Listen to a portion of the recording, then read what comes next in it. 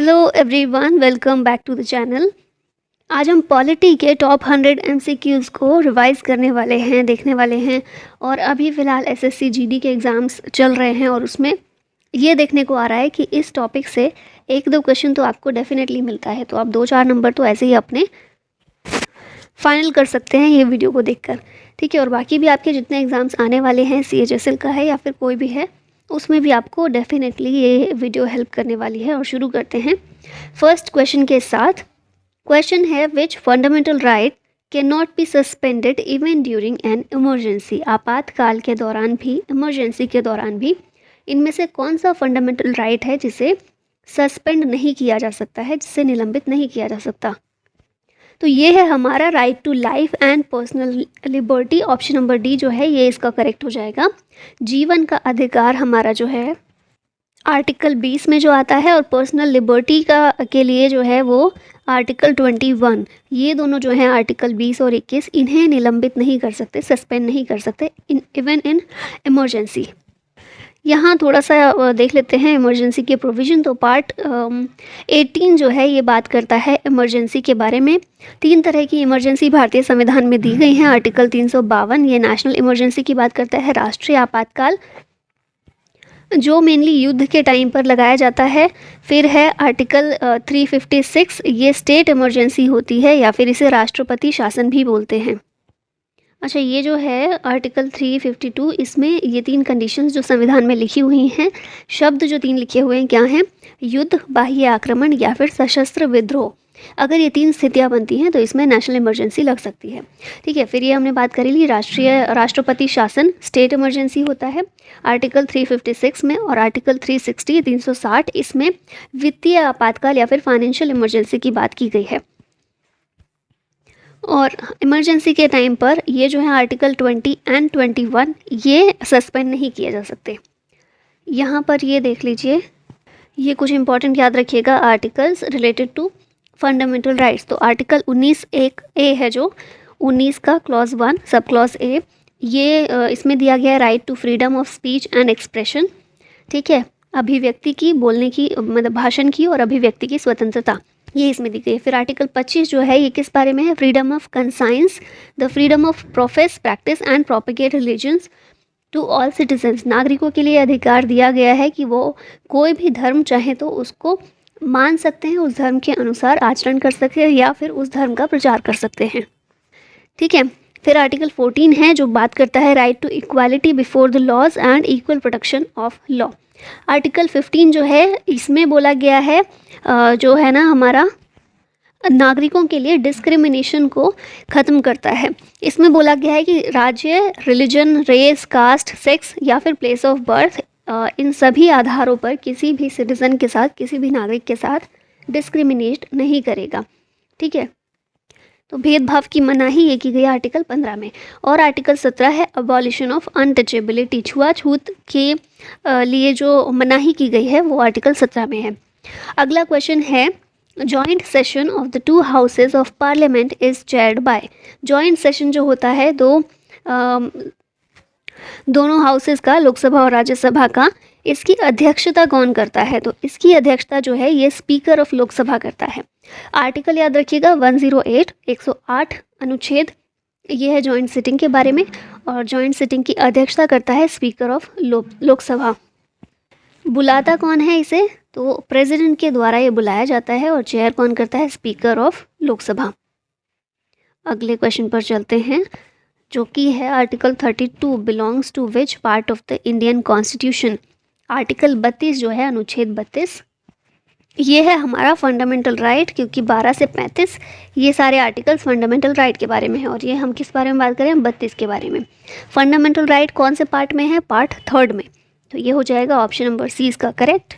Article 32 किस बारे में है? तो हमारे जो सारे मौलिक अधिकार हैं, अगर उनमें से किसी का भी हनन होता है तो हम उसे वापस लागू करवाने के लिए सुप्रीम कोर्ट के पास जा सकते हैं। और यही अधिकार है हमारा एक फंडामेंटल राइट, जो कि आर्टिकल 32 के तहत दिया हुआ है। इसके तहत क्या होता है, जो सुप्रीम कोर्ट है ना, आर्टिकल 32 के तहत 5 तरह की रिट जारी कर सकता है। और ये 5 रिट कौन सी हैं? हैबियस कॉर्पस, क्वो वारंटो, मैंडेमस, सर्शियरी और प्रोहिबिशन। तो इस क्वेश्चन को इस तरह से भी पूछा जा सकता है कि सुप्रीम कोर्ट की रिट पावर किस में दी गई है। रिट ज्यूरिसडिक्शन की पावर जो है ये कौन से अनुच्छेद में है, तो ये है आर्टिकल 32, जिसमें सुप्रीम कोर्ट की रिट जारी करने की पावर है।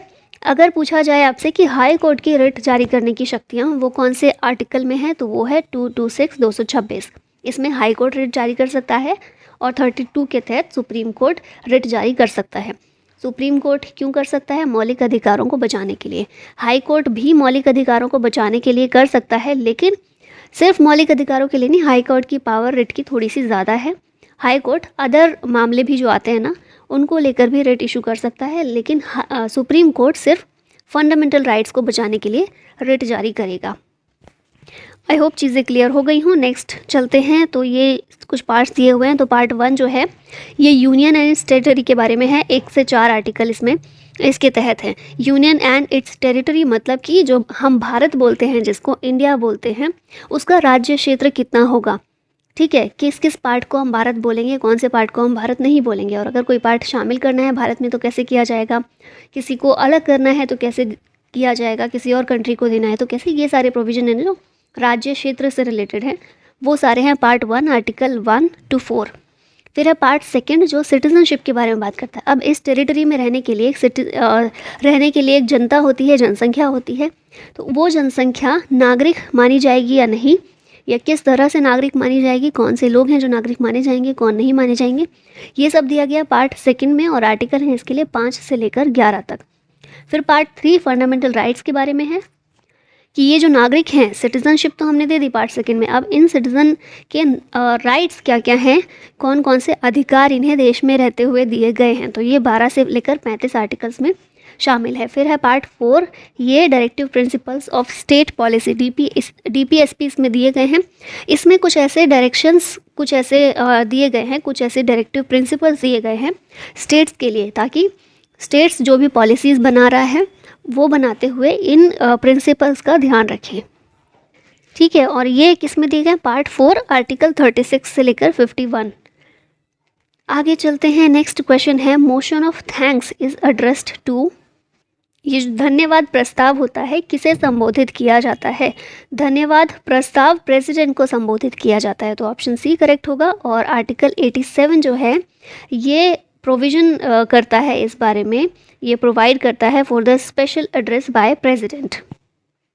नेक्स्ट क्वेश्चन की तरफ चलते हैं। अभी यहाँ पर कुछ और मोशन यहाँ पर दिए गए हैं। सबसे पहले प्रिविलेज मोशन, या फिर इसे विशेषाधिकार प्रस्ताव भी कहते हैं।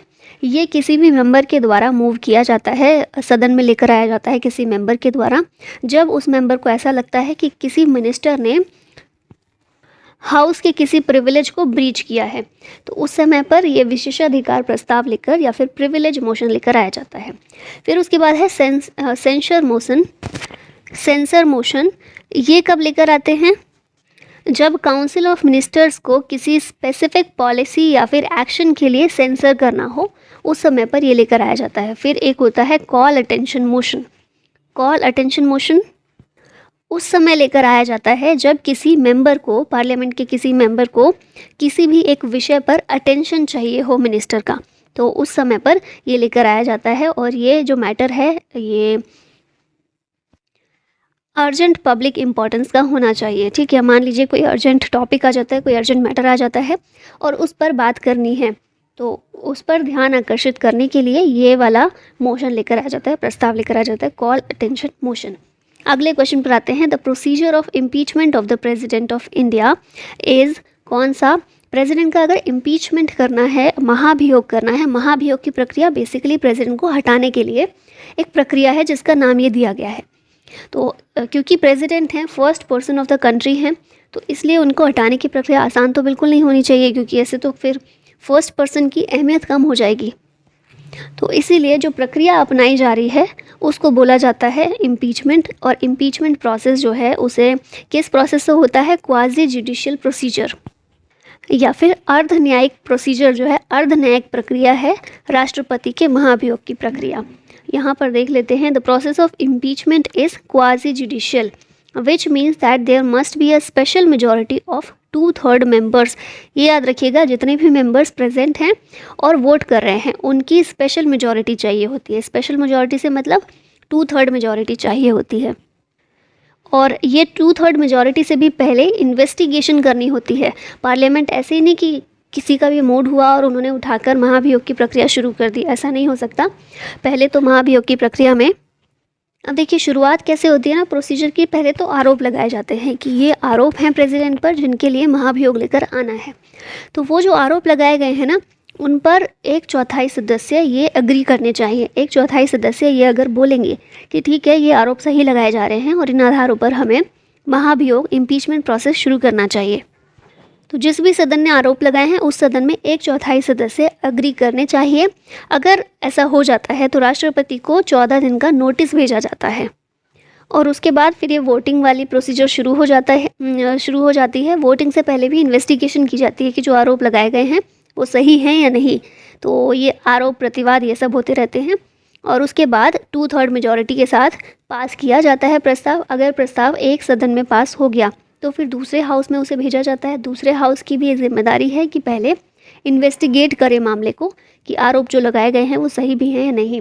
इन्वेस्टिगेशन के बाद फिर से वहाँ पर वोटिंग होगी और वहाँ वोटिंग में भी 2/3 मेजॉरिटी चाहिए। अगर वो भी मिल जाती है तो राष्ट्रपति को अपने पद से, उनके पद से हटा दिया जाता है। ठीक है, ये पूरा प्रोसीजर होता है। अगले क्वेश्चन पर आते हैं। Which state first adopted the Panchayati Raj in India in 1959? तो ये तो आपने बहुत बार पढ़ा होगा, आपको अच्छे से याद होगा। राजस्थान है ये, और राजस्थान का भी नागौर जिला जो है वहाँ पर सबसे पहले पंचायती राज की शुरुआत हुई थी 1959 में। और पंचायती राज के लिए पार्ट 9 है संविधान में जिसका टाइटल है द पंचायत्स। इसे शामिल किया गया था संविधान में बाय 73rd अमेंडमेंट। इसके अलावा एक पार्ट 9A भी है जिसका टाइटल है द म्यूनिसिपैलिटीज़। इसे ऐड किया गया था बाय 74th अमेंडमेंट।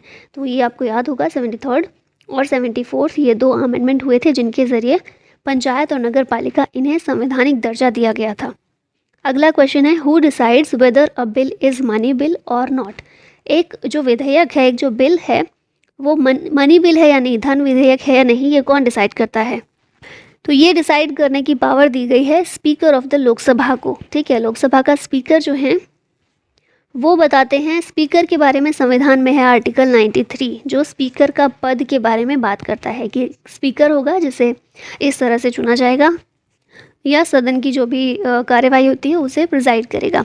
और मनी बिल के यहाँ जिक्र हुआ है कि कोई बिल मनी बिल है या नहीं, ये स्पीकर बताएगा। तो मनी बिल 110 आर्टिकल 110 में मनी बिल के बारे में है। और कई बार ये बोला जाता है कि स्पीकर जो है अपनी इस पावर का गलत इस्तेमाल करते हैं रूलिंग पार्टी के फेवर में। क्योंकि रूलिंग पार्टी के फेवर में क्यों होता है इसका मनी बिल फेवर में? इसलिए होता है क्योंकि राज्यसभा के पास मनी बिल से रिलेटेड शक्तियाँ नहीं हैं, लोकसभा के पास ही सारी पावर्स हैं, तो इसीलिए थोड़ा हो जाता है ऐसा। खैर वो अलग चीज़ है। नेक्स्ट क्वेश्चन पर आते हैं। Who proposed the preamble before the drafting committee of the constitution?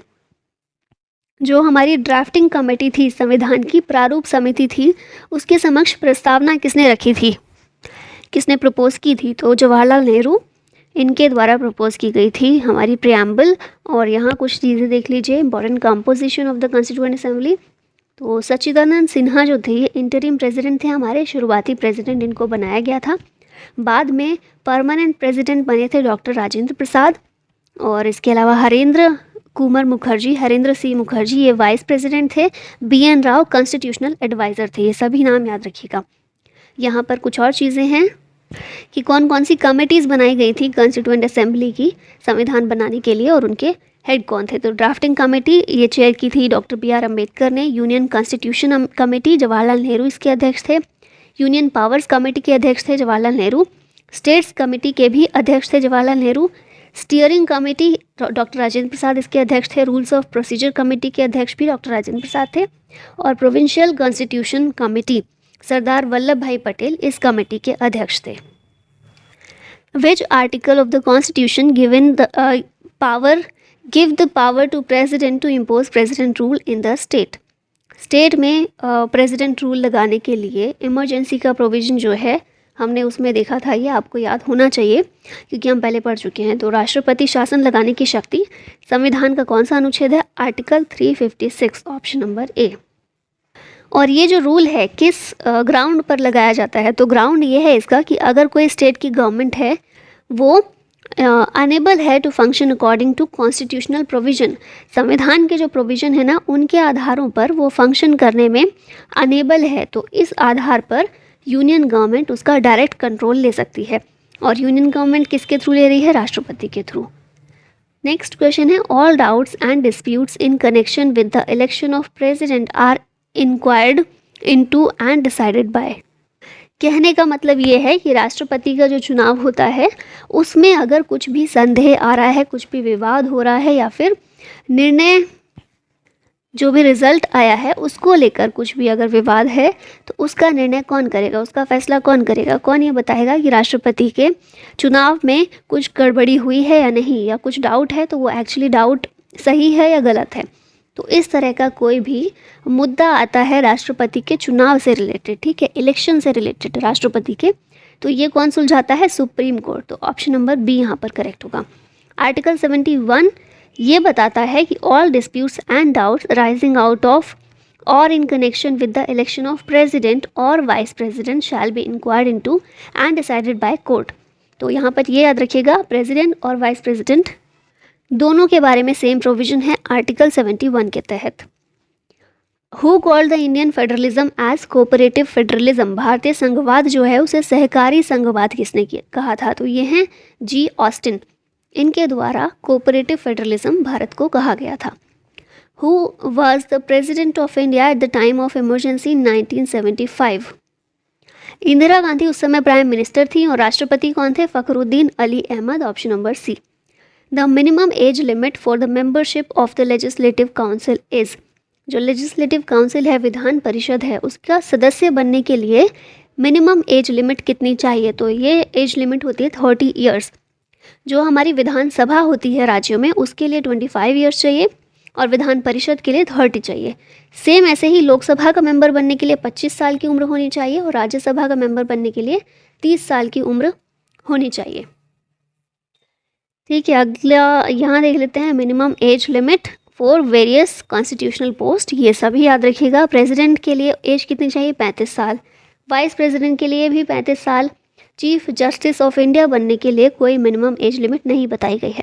Lok Sabha का स्पीकर बनने के लिए 25 साल, क्योंकि लोकसभा का सदस्य बनने के लिए ही मिनिमम एज चाहिए 25 साल। तो लोकसभा का स्पीकर भी लोकसभा के सदस्यों में से ही चुना जाता है, तो वही एज रहेगी। फिर है मेंबर्स ऑफ राज्यसभा। राज्यसभा का मेंबर बनने के लिए 30 साल की एज मिनिमम होनी चाहिए। गवर्नर ऑफ स्टेट बनने के लिए 35 साल। चीफ मिनिस्टर बनने के लिए 25 साल। मेंबर ऑफ ग्राम पंचायत अगर ये बनना है तो 21 साल की एज लिमिट मिनिमम चाहिए होती है। President of India belongs to which of the following. जो हमारे प्रेसिडेंट हैं, राष्ट्रपति हैं, वो इनमें से किससे संबंधित हैं? तो प्रेसिडेंट जो होते हैं वो पार्लियामेंट से संबंधित हैं। पार्लियामेंट जो है ना, वो 3 लोगों से, 3 चीज़ों से मिलकर बनती है। पार्लियामेंट के अंदर लोकसभा आता है, प्लस राज्यसभा आता है, और प्रेसिडेंट भी पार्लियामेंट के ही पार्ट होते हैं। तो ये तीनों को मिलाकर कहा जाता है भारत में प्रेसिडेंट या फिर संसद। ये वही चीज़ लिखिए, president of is composed of the parliament is composed of the president and the houses that is Lok Sabha and Rajya Sabha. अगला क्वेश्चन है, which of the following provision needs a special majority in parliament. Special majority parliament में इनमें से किस provision को चाहिए होती है? ऑप्शंस क्या हैं? Change in fundamental rights, creation of new states, abolition of legislative councils in state, rules and procedures in parliament. तो देखिए, ये तीनों चीज़ें जो है ना, इसके लिए स्पेशल मेजॉरिटी नहीं चाहिए होती, जबकि ये जो है ना फंडामेंटल राइट, क्योंकि फंडामेंटल राइट बहुत इंपॉर्टेंट है, तो इसको सिर्फ केंद्र सरकार चेंज नहीं कर सकती है, स्पेशल मेजॉरिटी चाहिए ही। जबकि ये जो है सिंपल मेजॉरिटी से ये सारी चीज़ें हो जाती हैं। तो आंसर क्या हो जाएगा? Option number A. यहाँ पर देख लीजिए, सिंपल मेजॉरिटी किसे कहते हैं? जब जितने भी मेंबर्स प्रेजेंट हैं और वोट कर रहे हैं उनका 50%, more than 50% of members present and voting, अगर ये है तो इसे कहेंगे सिंपल मेजॉरिटी। एब्सोल्यूट मेजॉरिटी कौन सी होती है? More than 50% of total strength of houses. Total strength house की जितनी भी है उसका 50% से ज़्यादा अगर वोट मिल गया है तो वो होता है एब्सोल्यूट मेजॉरिटी। और स्पेशल मेजॉरिटी कौन सी होती है? 2/3 मेंबर्स वोट करें उस चीज़ के लिए, सपोर्ट करें by over 50% of the total strength of the house. तो बेसिकली स्पेशल मेजॉरिटी 2/3 मेजॉरिटी को कहते हैं special majority. Simple majority 50% members जो भी प्रेजेंट हैं और वोट कर रहे हैं वो, और absolute 50% of total strength of house. और अगर बात करें अमेंडमेंट की, कॉन्स्टिट्यूशन का अमेंडमेंट कौन से आर्टिकल के तहत पार्लियामेंट कर सकती है, तो आर्टिकल है 368 इन पार्ट 20। ठीक है, पार्ट 20 का article 368। India has taken the concept of judicial review from which countries constitution. Judicial review का कॉन्सेप्ट कहाँ से लिया है भारत ने, तो ये हमने लिया है यूनाइटेड स्टेट्स से।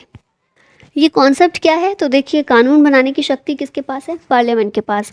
लेकिन कभी भी अगर ऐसा लगता है हमारी कोर्ट को, सुप्रीम कोर्ट को, कि पार्लियामेंट ने कोई प्रोविज़न ऐसा किया हुआ है या फिर कोई कानून ऐसा बनाया है जो संविधान को ओवररूल कर रहा है, संविधान का एक तरह से संविधान के मूल जो चीज़ें हैं उनका हनन कर रहा है, तो फिर कोर्ट उसका रिव्यू कर सकती है, जुडिशियल रिव्यू कर सकती है, न्यायिक समीक्षा कर सकती है, और उसके तहत अगर वो चीज़ वाकई में संविधान का उल्लंघन करती है तो उसे रद्द भी कर सकती है। और ये कॉन्सेप्ट हमने लिया है यूनाइटेड स्टेट्स से।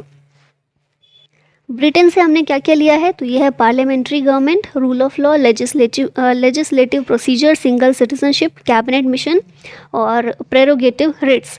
फिर ऑस्ट्रेलिया से हमने लिया है concurrent list, freedom of trade, commerce and intercourse and joint sitting of the 2 houses of parliament. ये भी हमने लिया ऑस्ट्रेलिया से, याद रखिएगा, कंकरेंट लिस्ट और जॉइंट सिटिंग ऑफ पार्लियामेंट, तो ये 2 चीज़ें हमने ऑस्ट्रेलिया से ली हैं। कनाडा से हमने क्या क्या लिया है, federation with a strong centre, appointment of state governor by the centre और advisory jurisdiction of the supreme court, ये सारी चीज़ें कनाडा से। फिर आयरलैंड से हमने DPSP लिया है, nomination of members to Rajya Sabha और method of the election of president के इलेक्शन का मेथड भी हमने आयरलैंड से लिया है। और USA से हमने जो चीज़ें ली हैं वो हैं fundamental rights, independence of the judiciary, judicial review, impeachment of president, removal of supreme court and high court जजेस and post of vice president, ये चीज़ें हमने ली हैं USA से।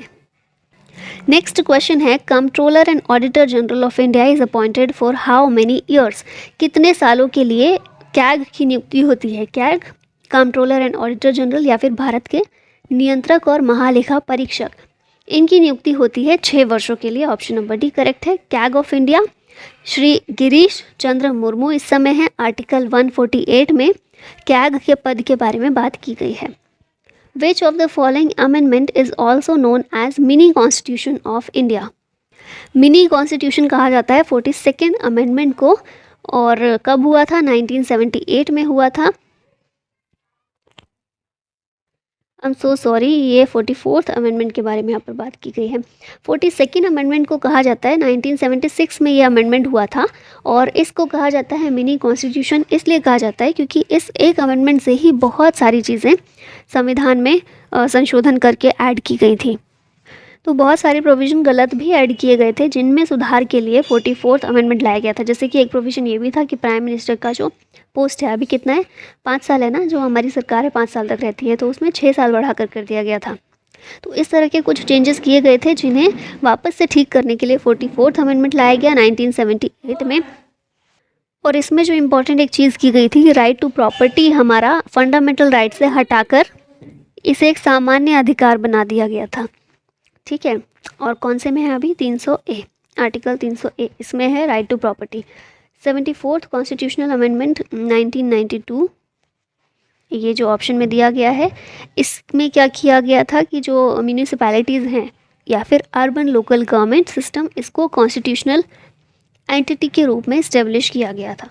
ठीक है, यानी कि जो म्यूनिसिपैलिटी है, नगर पालिका है, उसको संवैधानिक दर्जा दिया गया था 74th अमेंडमेंट में। In India the concept of single citizenship is adopted from, कहाँ से अपनाया गया है एकल नागरिकता की अवधारणा को, तो ये अपनाया गया है ब्रिटिश कॉन्स्टिट्यूशन से। कुछ देशों जैसे कि USA है, अमेरिका है, वहाँ पर डुअल सिटीजनशिप है कि कोई व्यक्ति अमेरिका का तो नागरिक है लेकिन जिस शहर में, जिस राज्य में रहता है वहाँ का भी नागरिक है। लेकिन भारत में क्या है, हम सिर्फ इंडिया के नागरिक हैं, यूपी, बिहार, कर्नाटक ऐसे नहीं हैं। तो ये हमने जो प्रोविज़न है, ये जो कॉन्सेप्ट है, ये हमने ब्रिटिश कॉन्स्टिट्यूशन से लिया है। The chairman of the public accounts committee of parliament is appointed bye, public बहुत सारी कमेटी बनाई जाती है ना, कुछ कमिटीज़ होती हैं जो परमानेंट हैं, कुछ कमेटी एडहॉक कमेटी होती हैं, परमानेंट कमिटीज़ और एडहॉक कमेटी। तो ये जो कमिटीज़ हैं किस लिए बनाई जाती हैं, ताकि पार्लियामेंट का जो काम है ना वो ठीक से चल सके। तो यही परमानेंट कमिटीज़ जो हैं, इनमें से एक कमेटी होती है पब्लिक अकाउंट्स कमेटी या फिर लोक लेखा समिति। और इसी के बारे में क्वेश्चन है कि इसके अध्यक्ष को किसके द्वारा चुना जाता है, तो ये स्पीकर ऑफ द लोकसभा है इसका आंसर। अब देखिए, अब जब हम बात कर रहे हैं कमेटी की तो थोड़ा सा मैं बता देती हूँ। कमिटीज़ जो है, मैंने बोला था कि परमानेंट कमिटीज़ होती हैं कुछ। अब उस परमानेंट कमेटी में भी जो फाइनेंशियल कमेटी हैं वो बहुत ज़्यादा इंपॉर्टेंट होती हैं, है ना। और ये फाइनेंशियल कमेटी मेनली 3 तरह की कमेटी होती हैं जो हर 1 साल के लिए गठित की जाती हैं, बनाई जाती हैं। एक तो यही हो गई पब्लिक अकाउंट्स कमेटी, एक होती है एस्टीमेट्स कमेटी या फिर हिंदी में कहते हैं प्राक्कलन समिति, और एक होती है सार्वजनिक उद्यम समिति। ये 3 तरह की समिति या कमिटीज़ होती हैं जो परमानेंट कमिटीज़ हैं, फाइनेंशियल कमिटीज़ हैं। इन तीनों का ही गठन 1 साल के लिए किया जाता है। और अगर आपसे पूछा जाए कि सबसे बड़ी कमेटी कौन सी है या फिर जिसमें सबसे ज़्यादा सदस्य होते हैं, तो ये हमारी है एस्टीमेट्स कमेटी या फिर प्राक्कलन समिति, जिसमें टोटल 30 मेंबर्स होते हैं। ठीक है, 30 मेंबर्स इसके सदस्य होते हैं। तो सबसे बड़ी ये है। हम अभी हमारा क्वेश्चन है पब्लिक अकाउंट्स कमेटी के बारे में। तो इस कमेटी में होते हैं 22 सदस्य, और इन 22 में से 15 सदस्य होते हैं लोकसभा में से और 7 सदस्य होते हैं राज्यसभा में से। तो इस तरह इनकी मेंबरशिप होती है। अध्यक्ष हमने देखा, अध्यक्ष की नियुक्ति कौन करता है, speaker of the Lok Sabha. Speaker जो है, ये काफ़ी टाइम से परंपरा चली आ रही है कि स्पीकर हमेशा विपक्षी दल का जो होता है ना कोई मेंबर, उसी से, अपोजिशन पार्टी के मेंबर से ही इसका अध्यक्ष चुनता है पब्लिक अकाउंट्स कमेटी का। और एक चीज़ और याद रखिएगा कि कोई भी मिनिस्टर, कोई भी मंत्री जो है वो इसका मेंबर नहीं होता है कमेटी का। ठीक है, तो ये सभी चीज़ें हो गई कमेटीज़ के बारे में, याद रखिएगा। हम नेक्स्ट क्वेश्चन पर आते हैं। Right to form cooperative societies was incorporated in the Indian constitution by which of the following constitutional amendment act. तो ये वाले क्वेश्चन में 2-3 चीज़ें हैं जो आपको याद रखनी है कोऑपरेटिव सोसाइटीज़ के बारे में। सबसे पहले तो आप देख लीजिए, ये है article 97th constitutional amendment act है। 2011 में ये अमेंडमेंट हुआ था, जिसके तहत right to form cooperative societies को एक फंडामेंटल राइट बनाया गया था।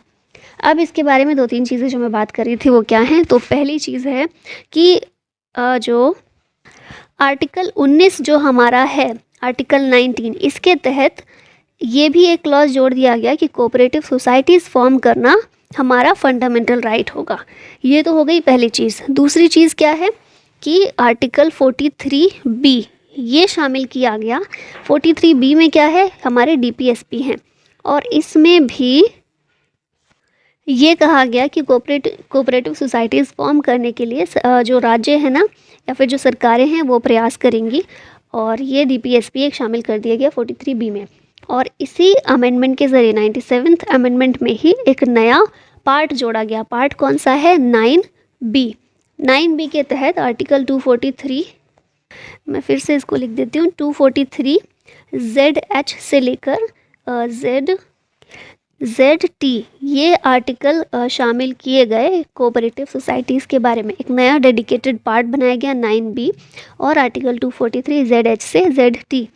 ठीक है, ये चीज़ें शामिल की गई थी 97th कॉन्स्टिट्यूशनल अमेंडमेंट 2011 में, और जिसमें सारा ये कोऑपरेटिव सोसाइटी से लेकर इससे रिलेटेड सारे प्रोविजंस किए गए थे। What is the other name of the act 1909? 1909 का अधिनियम जो है, इसका दूसरा नाम क्या है? तो इसका दूसरा नाम है मॉर्ले मिंटो रिफॉर्म्स। ये क्यों कहते हैं, क्योंकि मिंटो कौन था, ये मिंटो कौन था, उस समय भारत का वायसराय था। और मॉर्ले कौन था, मॉर्ले उस समय भारत के राज्य सचिव। ठीक है, ब्रिटेन में भारत का राज्य सचिव एक होता था, तो वो था मॉर्ले, और मिंटो वायसराय था। इन्हीं के नाम पर ये जो एक्ट है 1909 का, इसे मॉर्ले मिंटो रिफॉर्म्स भी कहा जाता है। और ये जो मिंटो है, lord Minto, he is known as the father of communal electorate, क्योंकि 1909 के अधिनियम में ही पहली बार कम्युनल इलेक्टोरेट पहली बार लॉर्ड मिंटो ने ही इंट्रोड्यूस किया था भारत में। सांप्रदायिक निर्वाचन इसको शुरू किया गया था। जिसके तहत कहा गया कि मुस्लिम मतदाता जो हैं वो मुस्लिम उम्मीदवारों को ही चुनाव में वोट डालेंगे। तो ये चीज़ें जो हैं मिंटो ने ही इसकी शुरुआत की थी और फूट डालो शासन करो की राजनीति की शुरुआत यहाँ से हो गई थी। ठीक है, नेक्स्ट क्वेश्चन है, first health minister of independent India was, स्वतंत्र भारत के पहले स्वास्थ्य मंत्री कौन थे? तो ये हैं राजकुमारी अमृत कौर। ये एकमात्र महिला हैं जो हमारे पहला जो हमारा मंत्रिमंडल था उसमें मंत्री थी। विच committee recommends inclusion of fundamental duties, मौलिक कर्तव्य जो है फंडामेंटल ड्यूटीज़ सबसे पहले जो हमारे संविधान में है शुरुआत से नहीं थे, है ना, ओरिजिनली नहीं थे संविधान में, इन्हें बाद में शामिल किया गया। तो कौन सी ऐसी कमेटी थी जिसने ये रिकमेंड किया था? तो ये है कमेटी स्वर्ण सिंह कमेटी, जिसके द्वारा ये सिफारिश की थी कि ये मौलिक कर्तव्यों को शामिल इसमें किया जाए। ठीक है, और कब शामिल किए गए थे? 42nd अमेंडमेंट जो था 1976 का, इसमें फंडामेंटल ड्यूटीज़ को ऐड किया गया था संविधान में। राधा कृष्णन कमेटी जो है यहाँ पर ऑप्शन में आप देख रहे होंगे, ये रिलेटेड टू है university education. Balwant Rai Mehta committee Panchayati Raj से संबंधित है।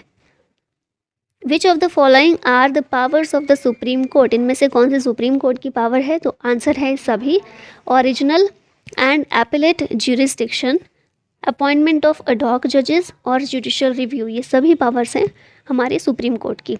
आर्टिकल 124 ये सुप्रीम कोर्ट के एस्टेब्लिशमेंट की बात करता है और आर्टिकल 131 ये ओरिजिनल ज्यूरिसडिक्शन बताता है सुप्रीम कोर्ट का। ठीक है, अगले क्वेश्चन पर चलते हैं। Which of the following are fundamental duties, इनमें से कौन सी हमारी फंडामेंटल ड्यूटीज़ हैं? तो आंसर है सभी। सेफ गार्डिंग पब्लिक प्रॉपर्टी को सेफ गार्ड करना ये हमारा मौलिक कर्तव्य है। Protecting the sovereignty and integrity and unity of India और developing scientific temper and humanism, ये भी हमारी फंडामेंटल ड्यूटी है। हमारे टोटल कितने फंडामेंटल ड्यूटीज़ हैं? तो 11 हैं। शुरुआत में जो हमारा 42nd अमेंडमेंट के ज़रिए फंडामेंटल ड्यूटीज़ को शामिल किया गया था उस समय सिर्फ 10 ड्यूटीज़ थी हमारी, लेकिन बाद में एक और ड्यूटी ऐड की गई और जो 11वीं ड्यूटी थी कब? 86th अमेंडमेंट जो हुआ था इसके तहत 11वीं ड्यूटी भी शामिल की गई। कहाँ पर है? आर्टिकल 51A में और पार्ट 4A, यहाँ पर हमारी फंडामेंटल ड्यूटीज़ को मेंशन किया गया है और यहाँ पर यही शामिल है। नेक्स्ट क्वेश्चन है, which of the following article of the constitution is directed to establish uniform civil code? UCC अभी काफ़ी न्यूज़ में है, चर्चा में है, क्योंकि उत्तराखंड बना था पहला राज्य जिसने इसको लागू करने की बात की थी और उसके लिए एक कमेटी भी गठित की थी। आपके लिए क्वेश्चन ये है कि उत्तराखंड ने जो कमेटी बनाई है यूनिफॉर्म सिविल कोड को किस तरह से लागू किया जाए, उससे रिलेटेड उस कमेटी के हेड कौन है? तो ये क्वेश्चन का आंसर आप लोगों को देना है कमेंट बॉक्स में। अब यूनिफॉर्म सिविल कोड बोला गया है कि संविधान का कौन सा आर्टिकल है जो इसके बारे में डायरेक्ट करता है? तो ये है आर्टिकल 44। ठीक है, संविधान का आर्टिकल 44 ये किस बारे में है? DPSP है इसमें, और ये UCC के बारे में है कि राज्य कोशिश करेगा कि समान नागरिक संहिता लागू करे। आर्टिकल 45 ये जो ऑप्शन में है इसके बारे में देखें तो ये बात करता है about the provision for free and compulsory education for children. और आर्टिकल 39 ये भी हमारा है DPSP, ये डील करता है with certain principles of policy to be followed by the state. Next question पर आता है, which of the following is the constitutional body? इनमें से कौन सी एक कॉन्स्टिट्यूशनल बॉडी है? तो ये है हमारा national commission for schedule caste. ये वाली बॉडी NCSC ये एक कॉन्स्टिट्यूशनल बॉडी है। इसके अलावा national child right protection commission, national backward classes commission और नेशनल माइनॉरिटीज़ कमीशन, ये सभी इंस्टीट्यूट हैं, ये कॉन्स्टिट्यूशनल बॉडीज़ नहीं हैं। Which article of the Indian constitution did doctor B.R. Ambedkar term as the heart and soul of the Indian constitution? तो भारतीय संविधान का हृदय और आत्मा, ये आर्टिकल 32 को कहा है डॉक्टर B.R. अम्बेडकर ने। आर्टिकल 32 कौन सा है? जिसके तहत सुप्रीम कोर्ट रिट जारी कर सकता है। 5 तरह की रिट वो हमने देखी थी कौन कौन सी हैं, और उसी के बारे में है ये। मेनली हमारे मौलिक अधिकारों के हनन को रोकने के लिए या फिर हनन हुआ है तो उनको वापस लागू करवाने के लिए ये आर्टिकल संविधान में दिया गया है। The act of 1909 was associated with, तो ये हमने पीछे भी बात की है। सबसे ज़्यादा किस लिए 1909 का अधिनियम जाना जाता है? तो वो है इंट्रोडक्शन ऑफ सेपरेट इलेक्टोरेट। ठीक है, मुसलमानों के लिए पृथक निर्वाचन की प्रक्रिया ये शुरू की गई थी 1909 में। मॉर्ले मिंटो रिफॉर्म्स के तहत। ठीक है, वही चीज़ यहाँ पर लिखी हुई है। नेक्स्ट क्वेश्चन पर आते हैं। Which of the following acts introduced the principle of constitutional autocracy. तो संवैधानिक निरंकुशता का सिद्धांत जो है, प्रिंसिपल ऑफ कॉन्स्टिट्यूशनल ऑटोक्रेसी, ये इंट्रोड्यूस किया गया था government of India act of 1935 में। ठीक है, और ये क्या है, इसके तहत क्या किया गया था, तो ये जो प्रिंसिपल है ये इसमें इंट्रोड्यूस किया गया था। ये एक्ट के ज़रिए executive authority of provinces in the governors and centre की executive authority governor general of India, इस पर डाल दी गई थी। ठीक है, अथॉरिटी जो है ये फिक्स कर दी गई थी और इसी को कहा गया था principle of constitutional autocracy. The Indian federalism is based on the pattern of which country. कौन से देश के पैटर्न पर आधारित है हमारा संघवाद, इंडियन फेडरलिज्म?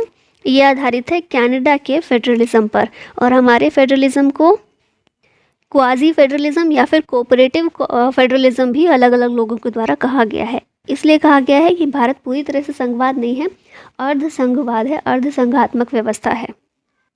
अच्छा, सबसे पहले यही देख लेते हैं कि फेडरलिज्म होता क्या है। तो भारतीय संघवाद जो है, फेडरलिज्म अगर सिर्फ देखें, संघवाद क्या होता है, तो सेंटर और स्टेट इनके बीच में शक्तियों का बंटवारा, शक्तियाँ अलग अलग, सेंटर को अलग शक्ति दे दी गई, स्टेट को अलग दे दी गई और आपस में मतलब दोनों ये अपनी अपनी शक्तियों को लेकर काम करेंगे।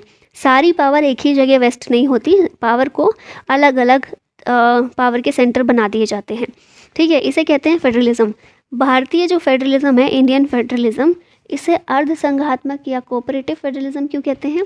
क्योंकि सेंटर और स्टेट के बीच में शक्तियों का बंटवारा तो है, लेकिन सेंटर के पास ज़्यादा शक्तियां हैं, स्टेट के पास उसके मुकाबले थोड़ी सी कम शक्तियां हैं। ठीक है, इसीलिए इसे अर्ध संघात्मक व्यवस्था भारत में ऐसा कहा जाता है कि है। ठीक है, यहाँ पर वही चीज़ें लिखी हुई हैं। द कॉन्स्टिट्यूशन ऑफ इंडिया, ये नेचर में कैसा है, फेडरल है। और कॉन्सेप्ट ऑफ फेडरल सिस्टम ये कहाँ से लिया गया है, कनाडा के संविधान से। Which part of constitution contains provisions relating to citizenship. तो ये हमने देखा है पहले, इजी क्वेश्चन है। सिटीजनशिप से रिलेटेड है पार्टिकल, क्या बोल रही हूँ मैं, सिटीजनशिप से रिलेटेड है पार्ट सेकेंड। ठीक है, आर्टिकल कौन कौन से हैं हमारे, 5 से लेकर 11 तक ये रिलेटेड हैं सिटीजनशिप से। ये वही लिखी हुई चीज़ें। नेक्स्ट क्वेश्चन पर आते हैं। On which of the following dates constituent assembly of India adopted the national flag. National flag जो हमारा है, राष्ट्रीय ध्वज तिरंगा, ये किस तारीख को अपनाया गया था? तो ये अपनाया गया था 22 जुलाई 1947 को। ठीक है, और रेशो क्या है, जो हमारे फ्लैग का लेंथ है उसका रेशो कितना है, 3:2 है। कॉन्स्टिट्यूएंट असेंबली ने अडॉप्ट किया था ये फ्लैग को 22 जुलाई 1947। Creation of a new state requires a dash majority for constitutional amendment.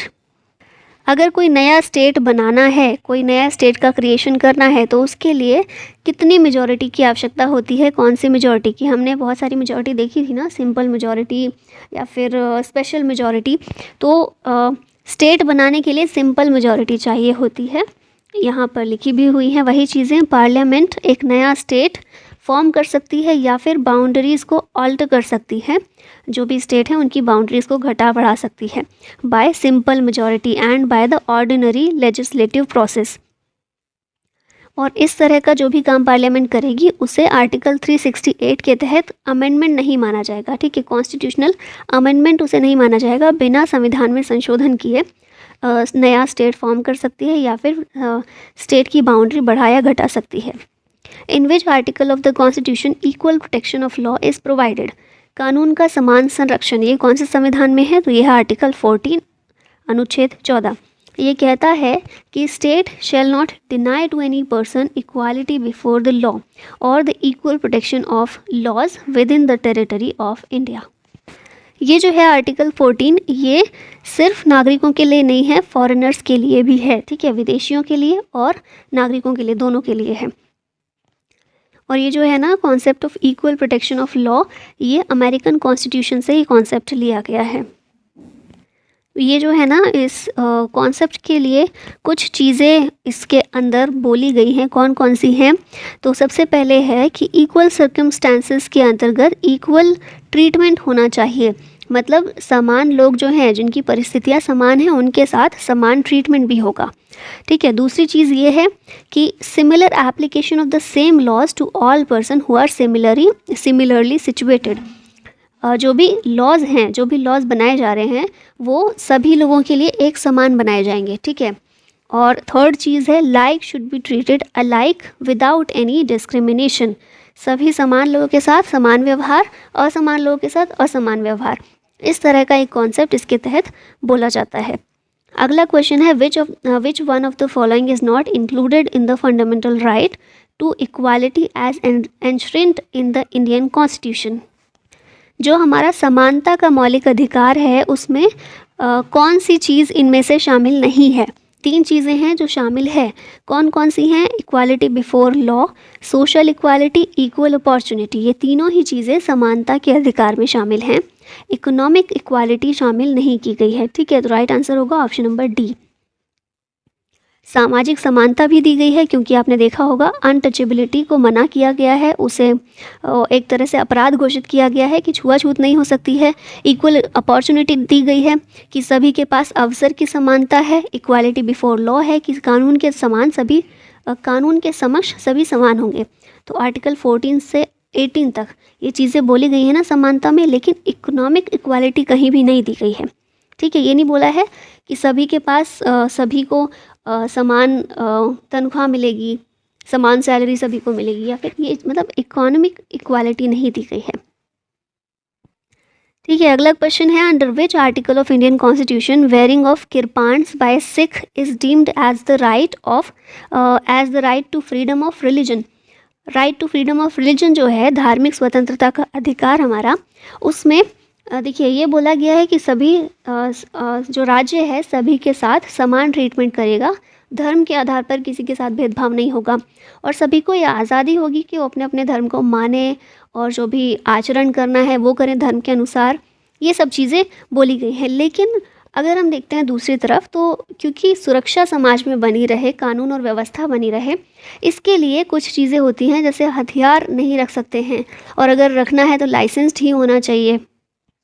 तो तभी ये क्वेश्चन आया, या फिर एक तरह से केस आया सुप्रीम कोर्ट के पास कि क्या कृपाण पहनना जो होता है ये वैलिड है, धर्म की स्वतंत्रता के अंतर्गत आएगा, या फिर इसको नहीं रखना चाहिए।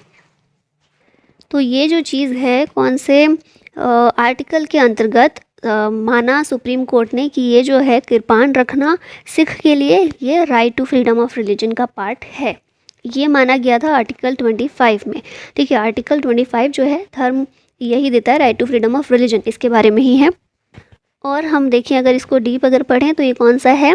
Freedom of conscience and free profession, practice and propagation of religion.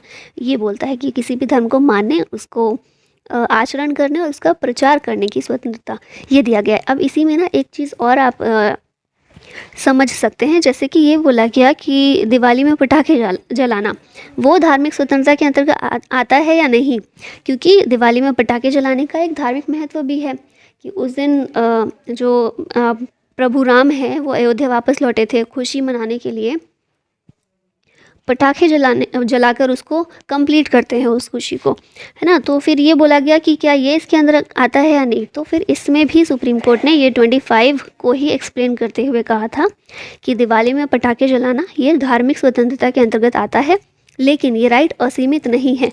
और इसीलिए आपने देखा होगा कि जो बैन पटाखों पर लगाया गया था ना, वो एक बैन पूरी तरह से नहीं लगाया गया था, समय सीमा निश्चित की गई थी कि 2 घंटे के लिए जला सकते हैं या फिर 10 बजे के बाद नहीं जला सकते पटाखे। तो ये चीज़ भी इसी के तहत मानी गई थी। ठीक है। और कृपाण पहनने को ये जो right to freedom of religion माना है आर्टिकल 25 के तहत। अगला क्वेश्चन है an accused of any offence can not be compelled to be a witness against himself, which article of Indian constitution provides for this. ये बोला गया है कि कोई भी अपराध के लिए किसी आरोपी को अपने खिलाफ गवाही देने के लिए मजबूर नहीं किया जा सकता है। ठीक है। किसी ने कोई अपराध किया है, मान लीजिए कि अपराध किया है, उसके लिए अक्यूज़ किया गया है अपराध के लिए, और उसे बोला जाता है कि तुम ये कबूल करो कि तुमने ये किया है, तुम अपने खिलाफ गवाही दो, तो ये नहीं हो सकता है। और ये जो अधिकार है, कौन सा आर्टिकल है? आर्टिकल 20 का क्लॉज 3 ये बोलता है कि अपने विरुद्ध किसी को गवाही देने के लिए बाध्य नहीं किया जाएगा। वही चीज़ें लिखी हुई हैं। आर्टिकल 20 जो है ये प्रोवाइड करता है safeguard to the person accused of crimes, जैसे हिंदी में इसको बोलते हैं अपराध के लिए दोष सिद्धि का अधिकार, यह आर्टिकल 20। और 20 का क्लॉज 3 जो है ये कहता है कि no person accused of any offence shall be compelled to give witness against himself, या फिर इसको कहते हैं सेल्फ इंक्रिमिनेशन, खुद के खिलाफ स्वयं के विरुद्ध गवाही देने का अधिकार, स्वयं के विरुद्ध गवाही न देने का अधिकार, ये आर्टिकल 20 का क्लॉज 3 देता है। ठीक है, नेक्स्ट क्वेश्चन पर आते हैं जो कि है if there is any dispute regarding the presidential election it can be referred to. अगर राष्ट्रपति के चुनाव से रिलेटेड कोई भी विवाद है तो इसे किसके पास लेकर जाया जा सकता है। तो ये हमने इस क्वेश्चन पहले भी देखा था, किसी और फॉर्म में क्वेश्चन फ्रेम था, अभी किसी और में है। सुप्रीम कोर्ट ऑफ इंडिया इसका आंसर होगा। और आर्टिकल 71 हमने पहले भी देखा था, इसके तहत अगर कोई भी विवाद होता है प्रेसिडेंट के इलेक्शन से रिलेटेड तो उसे सुलझाने का, उसके खिलाफ या उसके लिए जो भी न्याय देना है, जो भी फैसला सुनाना है, वो काम है सुप्रीम कोर्ट का। The president of India can be removed from his post by, किसके द्वारा पद से हटाया जा सकता है, राष्ट्रपति को। तो ये है हमारा पार्लियामेंट, और हमने देखा था महाभियोग की प्रक्रिया के द्वारा पार्लियामेंट राष्ट्रपति को हटा सकती है, और मैंने पूरी प्रक्रिया एक्सप्लेन भी की थी, है ना। तो यही है आर्टिकल, आप याद रख सकते हैं। जो ये होता है ना इम्पीचमेंट प्रोसेस, आर्टिकल 61 के तहत होता है। और इम्पीचमेंट के बारे में कहाँ कहा गया है, तो आर्टिकल 56 का क्लॉज 1 का सब क्लॉज बी जो है, इसमें बोला गया है कि प्रेसिडेंट इम्पीचमेंट प्रोसेस के ज़रिए हटाया जा सकता है। और ये जो इम्पीचमेंट प्रोसेस है ये 61 में दी गई है कि किस तरह से इम्पीच कर सकते हैं प्रेसिडेंट को। ठीक है, अगले क्वेश्चन पर आते हैं। Who is the chairman of Rajya Sabha, Rajya Sabha का चेयरमैन कौन होता है, सभापति कौन होता है, तो ये हमारे होते हैं वाइस प्रेसिडेंट। वाइस प्रेसिडेंट जो हैं, वाइस प्रेसिडेंट के पद संभालते ही इनके पास राज्यसभा की चेयरमैनशिप भी आ जाती है। ठीक है, तो ये होते हैं, ये राज्यसभा के मेंबर नहीं होते लेकिन राज्यसभा को प्रिजाइड करते हैं। Prime minister of India is, Bharat के प्रधानमंत्री कैसे इनको चुना जाता है, इलेक्टेड होते हैं, सिलेक्टेड होते हैं, नॉमिनेटेड होते हैं या फिर अपॉइंटेड होते हैं, तो ये होते हैं अपॉइंटेड। प्रधानमंत्री को अपॉइंट किया जाता है। आप इस बात से कंफ्यूज हो सकते हैं कि प्रेसिडेंट, प्राइम मिनिस्टर को तो हम इलेक्ट करते हैं, बात सही है, हम इलेक्ट करते हैं, लेकिन हम सभी मेंबर्स को मेंबर ऑफ पार्लियामेंट के रूप में इलेक्ट करते हैं। और उनमें से प्राइम मिनिस्टर कौन बनेगा, ये पार्टी और या फिर जो भी मिनिस्टर्स हैं वो डिसाइड करते हैं, और फिर वो प्रेसिडेंट को उस नाम की सिफारिश करते हैं कि प्रेसिडेंट सर हम ये व्यक्ति को प्रधानमंत्री बनाना चाहते हैं, और फिर प्रेसिडेंट उस व्यक्ति को प्राइम मिनिस्टर के रूप में अपॉइंट कर देते हैं। ठीक है, तो प्राइम मिनिस्टर कैसे आते हैं अपने पद पर, अपॉइंटमेंट के ज़रिए, तो इसका आंसर होगा अपॉइंटेड। यहाँ पर देख लीजिए आप, prime minister of India is appointed by the president and other ministers are also appointed by the president on the advice of the prime minister, article 75(1) में ये बोला गया है।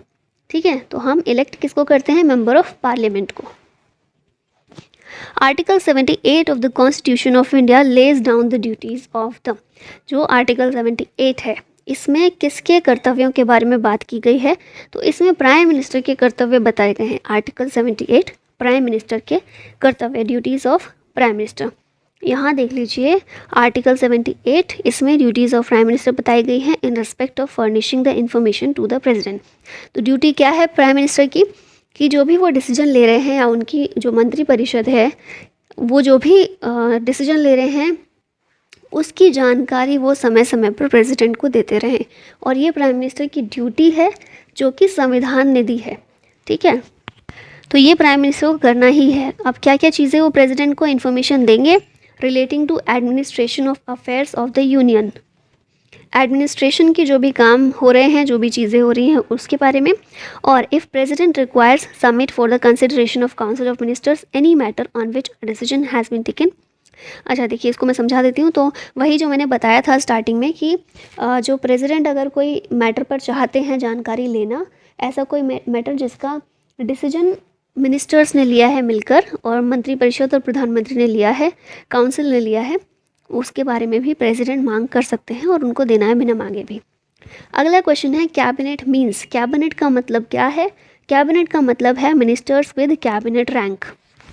ठीक है। ऑल मिनिस्टर्स ये नहीं होंगे कैबिनेट में, cabinet minister and their secretariat, ये भी सेक्रेटरीज भी नहीं होते हैं कैबिनेट में, मिनिस्टर्स होते हैं विद कैबिनेट रैंक, तो ये याद रखिएगा। Union council of ministers exercise executive authority. अब ये जो काउंसिल ऑफ मिनिस्टर होती है, इस काउंसिल ऑफ मिनिस्टर में एक सीनियर एग्जीक्यूटिव बॉडी होती है जिसे कहते हैं cabinet, which is the supreme decision making body in India. Only prime minister and ministers of the rank of cabinet minister are members of the cabinet. तो cabinet में basically देखिए जो भी मिनिस्ट्रीज़ होती हैं ना, जो हायर रैंक की मिनिस्ट्रीज़ होती हैं या फिर बड़ी मिनिस्ट्रीज़ होती हैं, उनके मिनिस्टर्स और प्राइम मिनिस्टर यही लोग होते हैं कैबिनेट का पार्ट। ठीक है।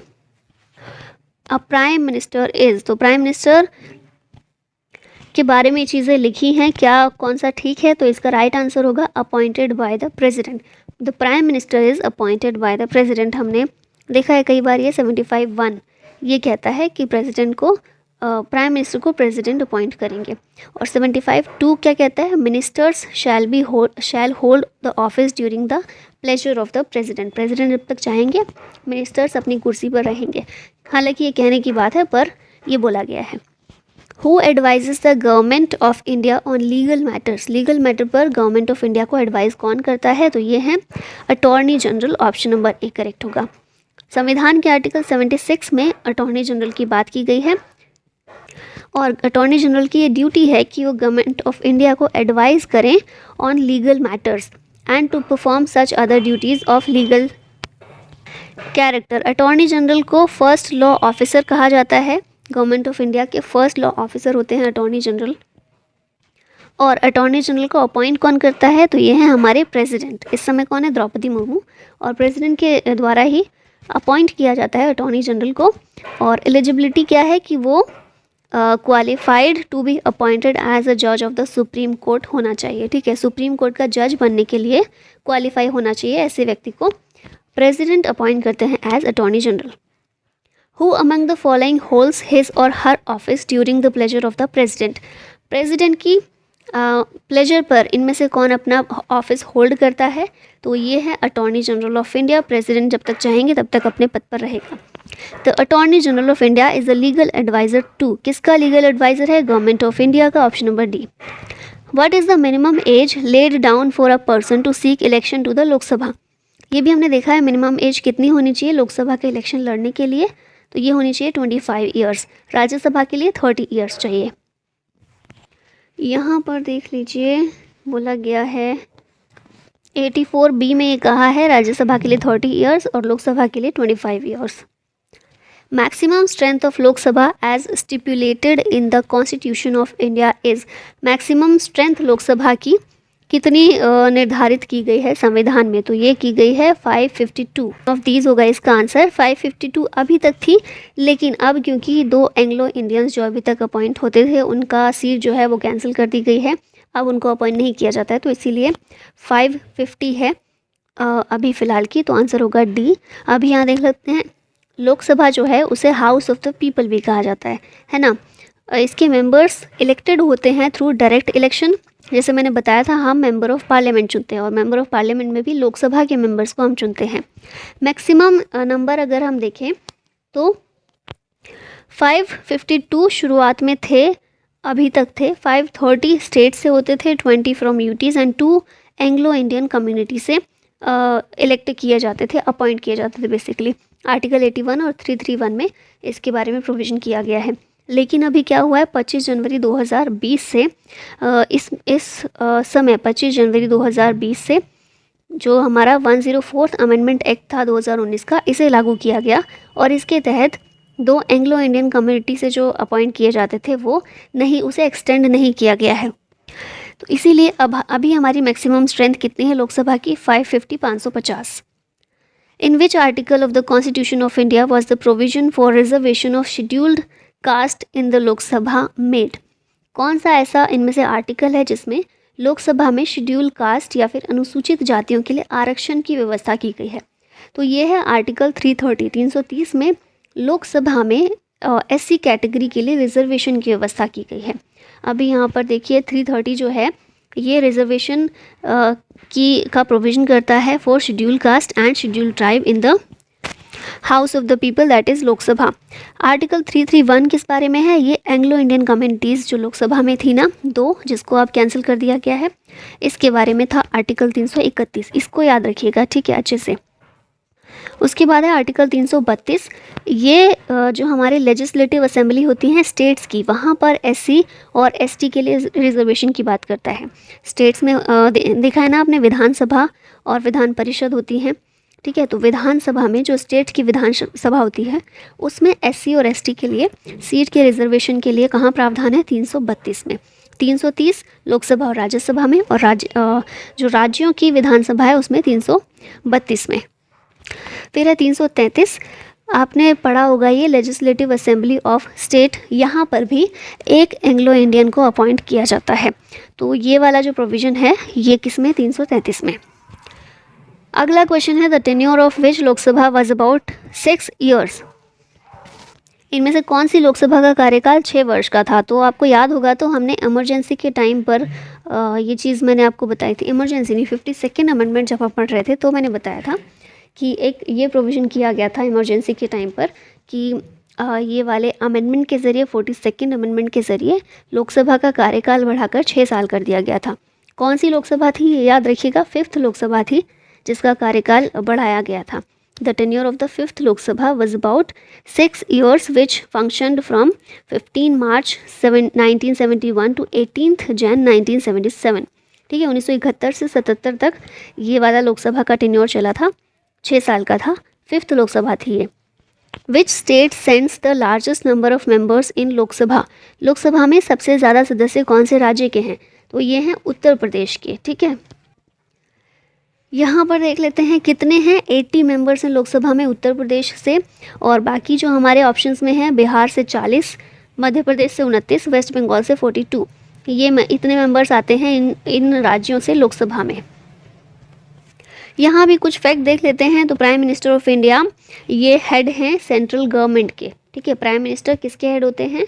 सरकार के हेड होते हैं, सेंट्रल गवर्नमेंट के। और जो प्रेसिडेंट हैं वो किसके हेड हैं? तो वो पूरी कंट्री के हेड हैं।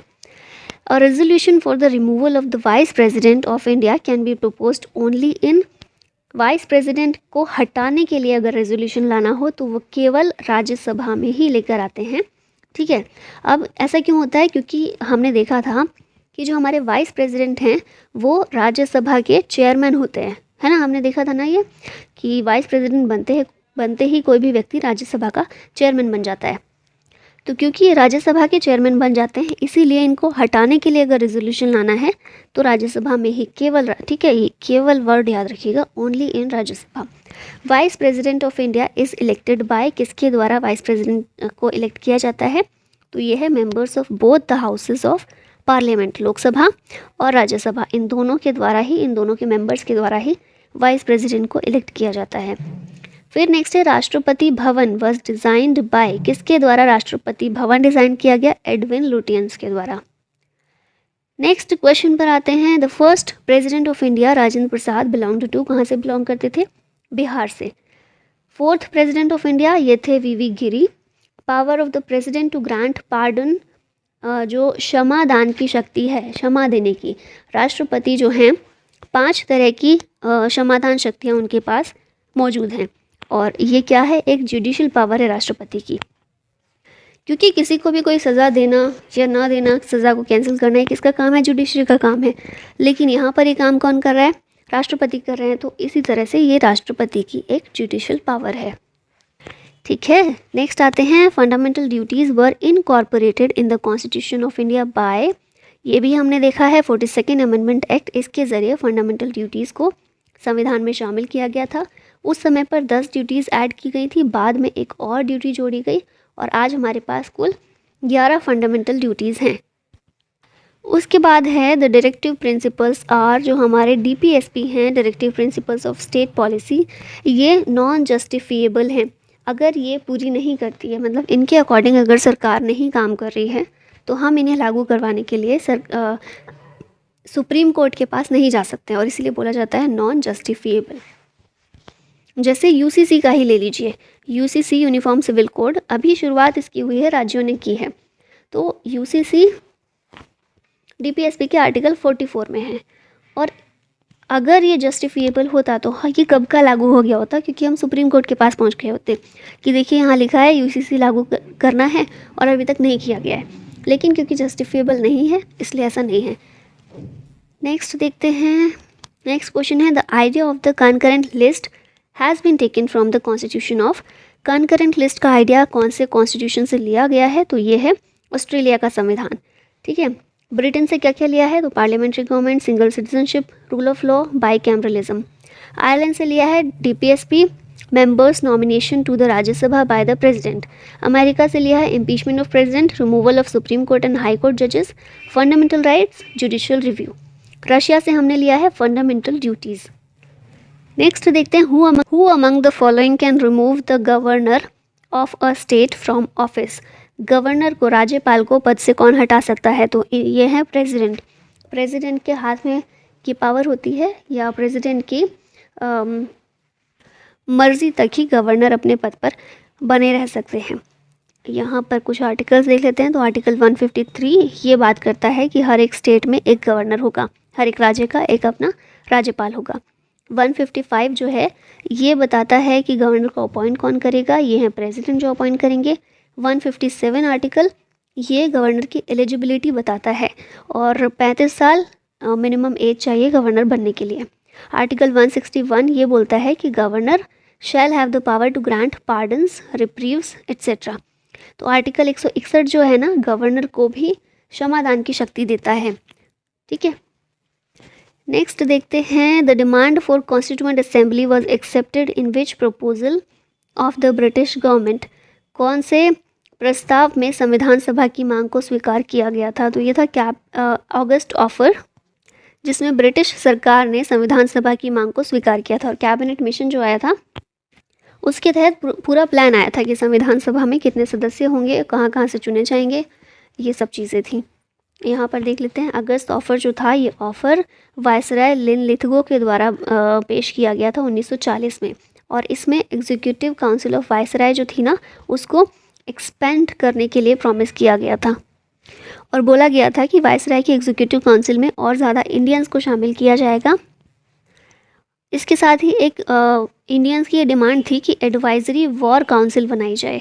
वॉर काउंसिल किस लिए, 1940 का समय है, 1939 में वर्ल्ड वॉर सेकेंड शुरू हो चुका था, और इस वर्ल्ड वॉर में इंडियंस की हेल्प चाहिए थी ब्रिटिशर्स को, तो इसीलिए इस हेल्प के लिए ही उन्हें कुछ तो देना था, है ना, क्योंकि हमारी भी डिमांड्स थी कि इन्हें पूरा करो, वरना हम फ्री फंड में क्यों आपको हेल्प करें, और क्यों हम अपने सैनिकों को मारें, अपना हम वित्तीय जो पूरा है उसको बैलेंस को हिलाएं, क्योंकि पैसा भी बहुत लगता, फूड कितना जाता है वॉर में, कितनी फूड की हेल्प करनी पड़ती है, पैसे की हेल्प, हथियारों की हेल्प, सैनिक भेजने पड़ते हैं, तो हम क्यों करें जब हमें कुछ नहीं मिलेगा।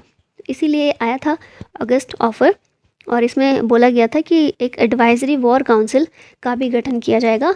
और हमारी मांग थी कि इस वॉर काउंसिल में इंडियंस को भी रखा जाए, ताकि इंडियंस अपनी चीज़ें भी रखें कि हमें इतने सैनिक भेजने हैं, तो हम उसके लिए हाँ करते हैं या नहीं, हम उसके लिए परमिशन देते हैं या नहीं, ये सब चीज़ें बोली गई थी। इसके अलावा ये अगस्त ऑफर में ये भी चीज़ रखी गई थी कि माइनॉरिटी जो है देश की, उन्हें प्रॉपर अटेंशन दिया जाएगा, and the recognition of Indians right to frame their own constitution. तो ये जो पहली बार ये बोला गया था ना कि ठीक है, हम आपको आपका खुद का कॉन्स्टिट्यूशन बनाने के लिए अधिकार देंगे, इससे पहली बार स्वीकार किया गया था अगस्त ऑफर में। Who was the head of union powers committee, संघ शक्ति समिति, इसके अध्यक्ष कौन थे, आपको याद होगा, हमने ये देखे थे। इसके अध्यक्ष थे जवाहरलाल नेहरू। ये देख लीजिए कुछ कमेटीज़ हैं जिनके हेड दिए गए हैं। Drafting committee Bhimrao Ambedkar, union power committee Jawaharlal Nehru, union constitution committee Jawaharlal Nehru, provincial constitution committee Vallabh भाई Patel, rules of procedure committee Rajendra Prasad, states committee, committee for negotiating with states, ये जवाहरलाल नेहरू ने इसकी अध्यक्षता की थी, और committee for the function of the constitution assembly, ये जीवी मावलंकर इसके अध्यक्ष थे। Which of the following forms of liberty is not mentioned in the preamble of the Constitution of India? अब देखिए, हमारे संविधान की प्रस्तावना आपने अगर अच्छे से पढ़ी होगी, आप में से कई लोगों को याद भी होगी, हो सकता है ये हो, तो आपने देखा होगा लिबर्टी जो है ना, 5 तरह की लिबर्टी दी गई है।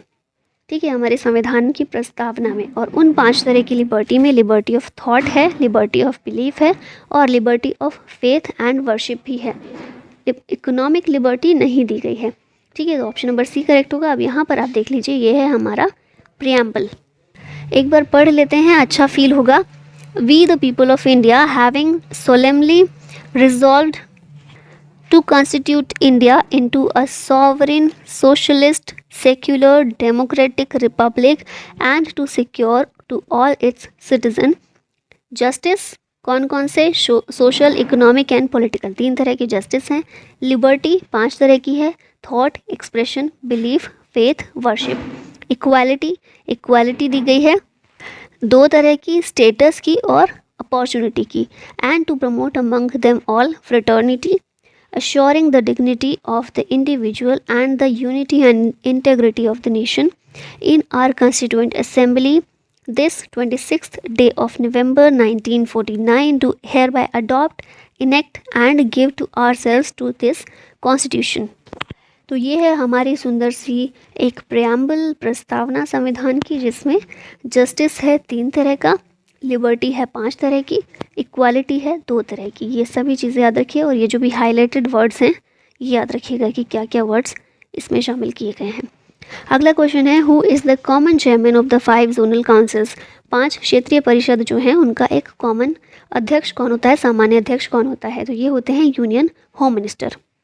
अब देखिए, ये सारी यहाँ पर दी गई हैं 5। इन 5 की बात की जा रही है। ये जो है नॉर्थ ईस्टर्न, इसको बाद में बनाया गया था। ठीक है, और इन 5 का कॉमन कौन होता है? यूनियन होम मिनिस्टर, इनके अध्यक्ष होते हैं। ये यहाँ पर दिए गए हैं स्टेट्स। तो सबसे पहले है नॉर्दर्न जोनल काउंसिल। इसमें हरियाणा, हिमाचल प्रदेश, जम्मू कश्मीर, पंजाब, राजस्थान, दिल्ली और यूनियन टेरिटरी ऑफ चंडीगढ़ ये आते हैं। फिर सेंट्रल जोनल काउंसिल में छत्तीसगढ़, उत्तराखंड, उत्तर प्रदेश और Madhya Pradesh. Eastern zonal council में Bihar, Jharkhand, Odisha, Sikkim, West Bengal. Western zonal council में आते हैं गोवा, गुजरात, महाराष्ट्र और दमन दीव एंड दादरा नागर हवेली। फिर साउदर्न जोनल काउंसिल में देखें तो इसमें है आंध्र प्रदेश, कर्नाटका, केरला, तमिलनाडु एंड पुडुचेरी। जो नॉर्थ ईस्टर्न स्टेट्स की है, उसको 1972 में फॉर्म किया गया था, सेटअप किया गया था। और इसमें आते हैं जितने भी हमारे नॉर्थ ईस्ट के स्टेट्स हैं, वो सभी। ठीक है, असम, अरुणाचल, मणिपुर, त्रिपुरा, मिजोरम, मेघालय एंड नागालैंड। इन सभी के लिए 1972 में बाद में बनाई गई थी जोनल काउंसिल। और ये आते हैं। अगला क्वेश्चन है, in how much time the proclamation of emergency must be approved by both of the houses of parliament. आपातकाल की जो घोषणा होती है, प्रोक्लेमेशन ऑफ इमरजेंसी होता है, संसद के दोनों सदनों के द्वारा कितने टाइम में इसे प्रोक्लेम कर देना चाहिए, है ना, अनुमोदित किया जाना चाहिए। मतलब मैक्सिमम कितना टाइम लेना चाहिए दोनों सदनों को उसे इस तरह का रेजोल्यूशन पास करने के लिए। तो ये होता है 1 मंथ, 1 महीने के अंदर अनुमोदित कर देना चाहिए संसद को। और इमरजेंसी आर्टिकल 352 से 360 और पार्ट 18 में ये दिया गया है। The question of disqualification of a member of state legislature is decided by. जो राज्य विधानसभा होती है, स्टेट लेजिस्लेचर, इसके मेंबर्स को अगर डिस्क्वालीफाई करना है, अयोग्य ठहराना है, तो ये कौन करता है?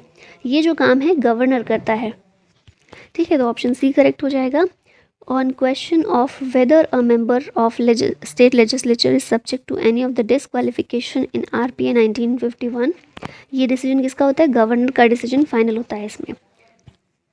हालांकि ये भी किया गया है कि अगर गवर्नर चाहे तो इलेक्शन कमीशन का हेल्प ले सकता है, इलेक्शन कमीशन से राय मांग सकता है, लेकिन फाइनल डिसीजन गवर्नर का ही होगा। और ये चीज़ आप याद रखिएगा, जो भी इलेक्टेड मेंबर्स होते हैं ना, उनको अगर डिस्क्वालीफाई करना है तो ये सब किस में बोला गया है? तो रिप्रेजेंटेशन ऑफ पीपल्स एक्ट है 1951 का, इसमें डिस्क्वालिफिकेशन के सारे दिए गए हैं कि क्या क्या ग्राउंड्स होंगे। In which of the following institutions the जजेस of supreme court are allowed to work after retirement. मतलब कोई भी सुप्रीम कोर्ट के जजेस हैं, रिटायर वो हो गए हैं, तो उसके बाद इनमें से किस में वो दोबारा से काम करने की उन्हें अनुमति दी जाती है? तो आंसर होगा नन ऑफ द अबव। उन्हें रीअपॉइंटमेंट या दोबारा से काम करने के लिए अलाउ नहीं किया गया है। ठीक है, और आर्टिकल 124 ये सुप्रीम कोर्ट के बारे में बात करता है। हु अपॉइंट्स द जजेस of a state high court. State high court राज्य उच्च न्यायालय के न्यायाधीश को कौन नियुक्त करता है? तो ये है हमारे प्रेसिडेंट जो नियुक्त करते हैं in consultation with the chief justice of India and the governor of the state. जिस स्टेट की वो उच्च न्यायालय है, जिस स्टेट का हाई कोर्ट है, उसके गवर्नर और साथ में हमारे CJI, इन दोनों से कंसल्ट करके प्रेसिडेंट जो हैं ये नियुक्त करते हैं राज्य के उच्च न्यायालय के न्यायाधीश को। क्रिएशन ऑफ न्यू स्टेट और change in name of state needs amendment in which of the following schedules. अगर कोई नए राज्य का निर्माण करना है या फिर राज्य के नाम को बदलना है तो कौन सी शेड्यूल में संशोधन की ज़रूरत है? तो ये है फर्स्ट शेड्यूल जिसमें संशोधन की ज़रूरत है। ये किस बारे में है? तो स्टेट्स एंड यूनियन टेरिटरीज़ के बारे में है। यही है। नेक्स्ट क्वेश्चन है which of the following leads to termination of session of house. किसके कारण सदन का सत्र समाप्त हो जाता है? टर्मिनेट अगर करना है सेशन तो किस वजह से हो जाता है? किस चीज़ से? प्रोरोगेशन की वजह से। ये जो ऑप्शंस हैं हम आगे देख लेते हैं। तो एडजर्नमेंट क्या होता है? एडजर्नमेंट उसे कहते हैं जब सदन के काम को या फिर सदन की सिटिंग को एक स्पेसिफाइड टाइम के लिए सस्पेंड कर दिया जाता है। ठीक है। फिर एक होता है एडजर्नमेंट साइने डाई। इसका मतलब क्या होता है? इसका मतलब होता है कि इनडेफिनेट पीरियड के लिए टर्मिनेट कर देते हैं पार्लियामेंट को, कि पार्लियामेंट की सिटिंग हो रही है और वहाँ पर बदमाशी कर रहे हैं सारे सांसद मिलकर, मतलब कुछ काम ठीक से नहीं कर रहे हैं, या फिर कुछ ऐसा मुद्दा आ गया कि अभी सदन को टर्मिनेट करना ही ज़रूरी होगा, तो स्पीकर के द्वारा टर्मिनेट कर दिया जाता है कि सदन ये इनडेफिनेट पीरियड के लिए, मतलब समय नहीं बताया गया कि कब तक किया गया है, दोबारा कब बुलाएंगे किसी को नहीं पता, जब भी उनका मन होगा तब बुलाएंगे, पर अभी बिना समय निश्चित किए टर्मिनेट कर दिया तो उसे कहेंगे एडजर्नमेंट साइने डाई। और अगर टाइम बताकर किया है कि 2 दिन के लिए, 3 दिन के लिए, 1 हफ्ते के लिए, 1 महीने के लिए टाइम बताकर किया है तो उसे कहते हैं एडजर्नमेंट। फिर होता है प्रोरोगेशन। प्रोरोगेशन मतलब होता है कि सिटिंग और सेशन दोनों को ही टर्मिनेट कर दिया, मतलब जो सिटिंग चल रही है उसको तो ख़त्म ही किया कि ये सिटिंग जो है अभी ये बंद की जाती है, टर्मिनेट की जाती है, लेकिन इस पूरे सेशन को ही टर्मिनेट कर दिया। जैसे 3 सेशन होते हैं, बजट सेशन होता है, विंटर सेशन होता है और मानसून सेशन होता है। तो मानसून सेशन का कोई सिटिंग जो चल रही है उसको तो किया ही टर्मिनेट, लेकिन ये पूरा मानसून सेशन को भी टर्मिनेट कर दिया, तो इसे कहते हैं प्रोरोगेशन। और डिसोल्यूशन क्या होता है? इसका मतलब होता है जो हाउस जो है उसे ही ख़त्म कर देना। ठीक है, कि ये जो अभी हाउस है, एग्जिस्टिंग हाउस है पार्लियामेंट का, लोकसभा है मान लीजिए, तो लोकसभा को पूरी तरह से स्थगित किया जाता है, ख़त्म कर दिया जाता है और इसकी जगह अब नए इलेक्शन होंगे, दोबारा से इलेक्शन होंगे और फिर लोकसभा के मेंबर्स चुने जाएंगे, तो इसे कहते हैं डिसोल्यूशन ऑफ हाउस। नेक्स्ट है which of the following can be amended by special majority of parliament and consent of states. इनमें से कौन सी ऐसी चीज़ है जो जिसके लिए स्पेशल मेजॉरिटी तो चाहिए ही। स्पेशल मेजॉरिटी कौन सी होती है? 2/3 मेजॉरिटी, ये तो चाहिए, लेकिन इसके साथ में ही राज्यों की सहमति, मतलब 50% प्लस स्टेट्स की सहमति भी चाहिए, तभी वो चीज़ होगी, पास होगी। तो ये कौन सी चीज़ है? Election of president and it's manner. अगर प्रेसिडेंट के इलेक्शन को अमेंड करना है, प्रेसिडेंट के इलेक्शन को चेंज करना है संविधान में, या फिर उसके तरीके को चेंज करना है, तो इसके लिए विशेष बहुमत तो चाहिए ही, स्पेशल मेजॉरिटी के साथ में 50% से ज़्यादा स्टेट्स की सहमति भी चाहिए, उनका कंसेंट भी चाहिए। अगला क्वेश्चन है which act of British parliament transferred the powers of the East India company to British crown. कौन से अमेंडमेंट से ईस्ट इंडिया कंपनी से पावर ब्रिटिश क्राउन के पास आ गई? तो ये था हमारा 1858 का गवर्नमेंट ऑफ इंडिया एक्ट। 1857 में वो हुए थे विद्रोह, और उसी के बाद ये एक्ट आया था जिसके तहत ईस्ट इंडिया कंपनी की शक्तियाँ ब्रिटिश क्राउन को दे दी गई थी। ये सारे एक्ट हैं, आप यहाँ पर देख सकते हैं। तो चार्टर एक्ट 1835 विलियम बेंटिक के द्वारा ये वाला एक्ट लेकर आया गया था, to reallocate funds required by the British parliament to spend on education and literature in India. तो बेसिकली इसको इंग्लिश एजुकेशन एक्ट के नाम से भी जानते हैं। ठीक है, विलियम बेंटिक के द्वारा लाया गया था। गवर्नमेंट ऑफ इंडिया एक्ट 1858 का, 1858 का, जिसे act for the good government of India भी कहते हैं। और ये तो हमने देखा है कि पावर का ट्रांसफ़र हुआ था इसमें। चार्टर एक्ट 1853, इसमें क्या हुआ था? सिविल सर्विसेज को सबके लिए ओपन कर दिया गया था कि सिविल सर्विसेज एग्ज़ाम कोई भी दे सकता है, इंडियंस भी दे सकते हैं। सिस्टम ऑफ लोकल गवर्नमेंट, इसको इंट्रोड्यूस किया गया था चार्टर एक्ट ऑफ 1853 में। फिर 1833 का चार्टर एक्ट, ये क्या था? It led to the complete end of the monopoly East India company. East India company के पहले भारत में व्यापार में मोनोपोली होती थी, जिसको ख़त्म कर दिया गया। और 1833 के चार्टर एक्ट के तहत ही ईस्ट इंडिया कंपनी को एडमिनिस्ट्रेटिव बॉडी बना दिया गया था अंडर ब्रिटिश क्राउन। ठीक है, और एक कंपनी के रूप में जो इसकी भूमिका थी, एक कमर्शियल बॉडी के रूप में जो इसकी भूमिका थी, उसको खत्म करके एडमिनिस्ट्रेटिव प्रशासक की भूमिका में कंपनी आ गई थी 1833 के चार्टर एक्ट के तहत। और इसी एक्ट से गवर्नर जनरल ऑफ बंगाल को गवर्नर जनरल ऑफ इंडिया बना दिया गया था। ठीक है, अगला क्वेश्चन देखते हैं। विच amendment bifurcated the erstwhile combined national commission for scheduled caste and scheduled tribes into two separate bodies। तो शुरुआत में क्या था ना, national commission for schedule caste और शेड्यूल ट्राइब ऐसी कोई संस्था नहीं हुआ करती थी। पहले सिर्फ एक ऑफिस हुआ करता था। ठीक है, एक ऑफिसर हुआ करता था जो इनके अधिकारों SC/STs कम्युनिटी के अधिकारों की रक्षा करेगा। लेकिन फिर बाद में अमेंडमेंट के ज़रिए एक नेशनल कमीशन बनाया गया, और ये कमीशन जो था एक संयुक्त कमीशन था for schedule caste and schedule tribe. लेकिन फिर से एक अमेंडमेंट किया गया और उसके ज़रिए दोनों कमीशन को अलग किया गया। National commission for schedule caste अलग बनाया गया और शेड्यूल्ड ट्राइब्स के लिए अलग बनाया गया, और ये किया गया था 89th अमेंडमेंट एक्ट 2003 में। यहाँ पर बाकी ऑप्शंस आप देख सकते हैं। तो 91st अमेंडमेंट एक्ट 2003 में हुआ था।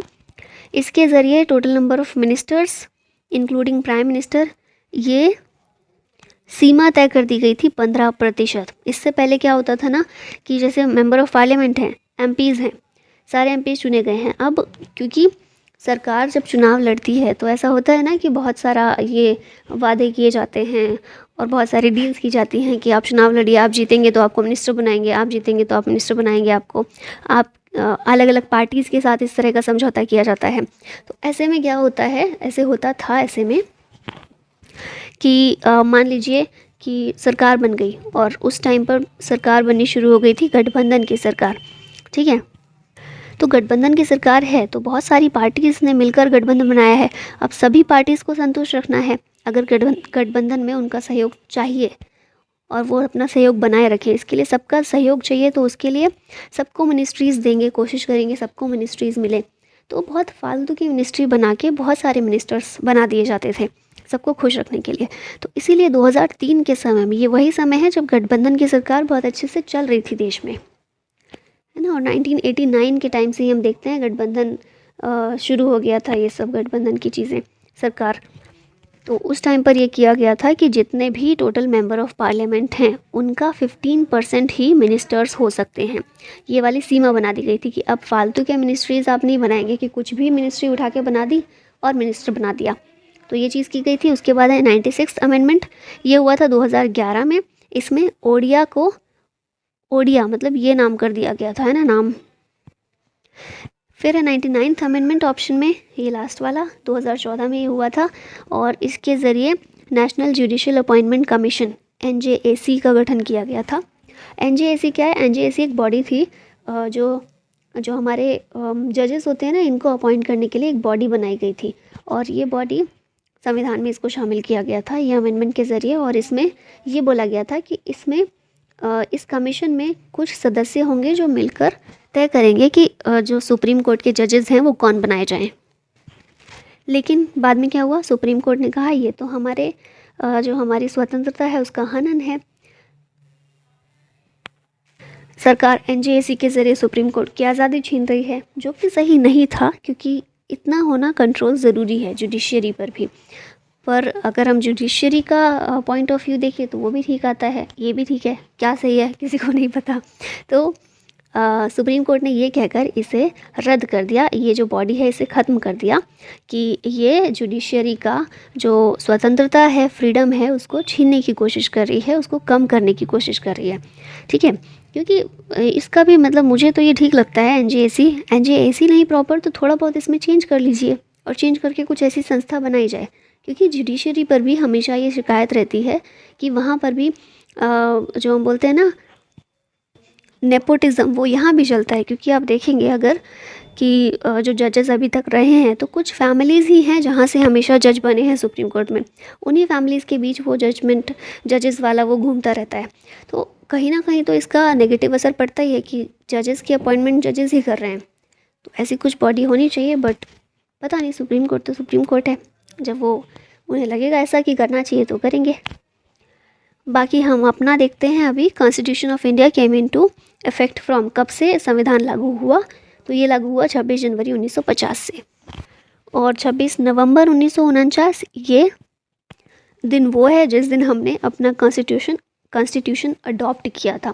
ठीक है, तो पूछा जाए कॉन्स्टिट्यूशन ऑफ इंडिया अडॉप्ट कब किया गया था? 26 नवंबर को, और अगर 26 नवंबर 1949 को, और अगर पूछा जाए लागू कब हुआ था? 26 जनवरी 1950 को। 26 जनवरी होता है हमारा गणतंत्र दिवस, 26 नवंबर होता है हमारा संविधान दिवस, constitution day. The Christian missionaries were allowed to spread their religion in India under the act. कौन से एक्ट के तहत ईसाई मिशनरी जो थे उन्हें भारत में अपना धर्म का प्रसार करने की परमिशन दी गई थी? तो ये था चार्टर एक्ट ऑफ 1813।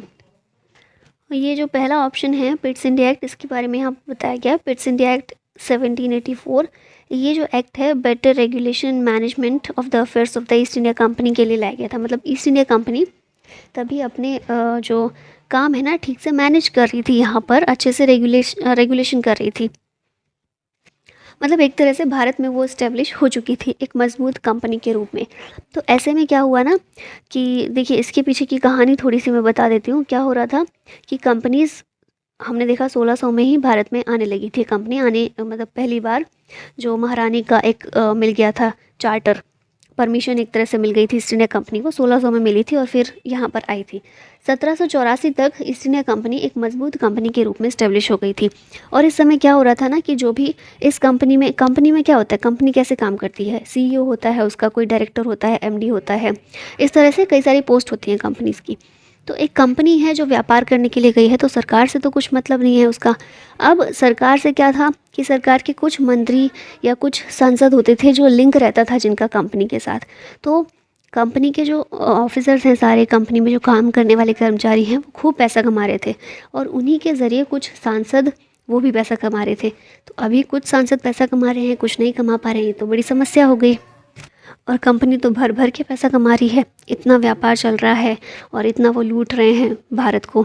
तो इसीलिए किया गया, ऐसा सोचा गया, ब्रिटेन की संसद में इस तरह का प्रस्ताव लाया गया कि कंपनी जो है अब बहुत पैसा कमा रही है ना, और उसमें भ्रष्टाचार भी बहुत ज़्यादा, कंपनी के बहुत पैसा कमाने की वजह से संसद में भ्रष्टाचार देखने को मिल रहा है। तो इसीलिए ज़रूरी है कि जो कंपनी अब इतनी बड़ी हो गई है, अब इसे रेगुलेट किया जाए। जैसे मान लीजिए आप इसको थोड़ा सा कनेक्ट कर सकते हैं कि अभी की रिलायंस है, तो रिलायंस किसी देश में जाके इतना पैसा कमाए और उसके ज़रिए हमारे देश में जो सांसद वगैरह हैं वो भ्रष्टाचार थोड़ा उनमें देखने को मिले, बढ़ जाए। खैर अभी भी देखने को मिलता है, पर और ज़्यादा बढ़ जाए, इतना कि वो जग जाहिर हो जाए, सबको दिखाई देने लगे। तो ऐसे में क्या होगा कि जो हमारी पार्लियामेंट है वो कुछ ना कुछ ऐसा रेगुलेशन बनाएगी, कुछ ऐसा कानून या कुछ उनके लिए, उनको रेगुलेट करने के लिए कुछ तो करेंगे, है ना। तो वही सेम चीज़ हुई थी। एक कंपनी थी ईस्ट इंडिया कंपनी ब्रिटेन की, जिसको रेगुलेट करना था, और वो रेगुलेशन की शुरुआत कहाँ से हुई? पिट्स इंडिया एक्ट से। तो ये लेकर आया क्या था 1784 में। हम देखिए कहानी हम इसकी कर रहे हैं, क्वेश्चन था चार्टर एक्ट ऑफ 1813 का। खैर ईसाई मिशनरीज़ जो थे, क्रिश्चियन मिशनरीज़, उनको परमिशन दी गई थी 1813 के चार्टर एक्ट के तहत। नेक्स्ट क्वेश्चन है, members of the Rajya Sabha are elected by, किसके द्वारा चुने जाते हैं राज्यसभा के मेंबर्स? तो ये ऑप्शन नंबर सी करेक्ट होगा, elected members of legislative assembly. ये चीज़ आपको याद रखनी है कि राज्यसभा, लेजिस्लेटिव असेंबली जो है ना, जो भी इलेक्टेड मेंबर्स होते हैं, नॉमिनेटेड इसमें भाग नहीं लेते हैं। ठीक है, ये चीज़ याद रखिएगा। बहुत गंदा लिखा गया है, पर आप माफ़ कीजिए इसको। नॉमिनेटेड मेंबर्स जो होते हैं वो राज्यसभा के सदस्य को नहीं चुनते हैं, सिर्फ इलेक्टेड मेंबर्स। ठीक है, और ये चीज़ याद रखिएगा, 250 टोटल अधिकतम संख्या जो है राज्यसभा के सदस्यों के लिए 250 दी गई है। इनमें से 238 सदस्य जो होते हैं ये राज्यों का प्रतिनिधित्व करते हैं, और इसके अलावा 12 सदस्य जो हैं 238 स्टेट्स और यूटीज़ का भी प्रतिनिधित्व करते हैं, ठीक है। और 12 सदस्य इन्हें नॉमिनेट करते हैं हमारे राष्ट्रपति। और ये 12 सदस्य किन फील्ड से होते हैं, तो आर्ट से, साइंस से और सोशल सर्विस, इन सभी फील्ड से रिलेटेड होते हैं ये 12 नॉमिनेटेड सदस्य। अगले क्वेश्चन को देखते हैं। The president addresses both the houses of parliament assembled together.